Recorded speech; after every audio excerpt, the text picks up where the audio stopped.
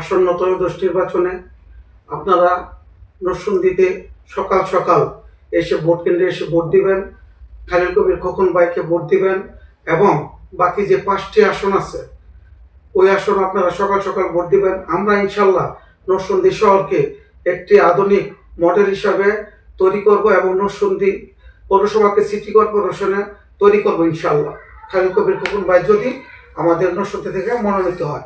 আর পাশাপাশি নরসিংদী জেলাকে আমরা সন্ত্রাস ও মাদক মুক্ত করব ইনশাআল্লাহ।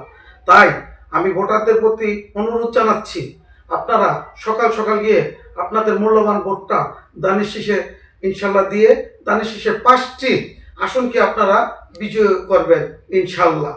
আসসালামু আলাইকুম।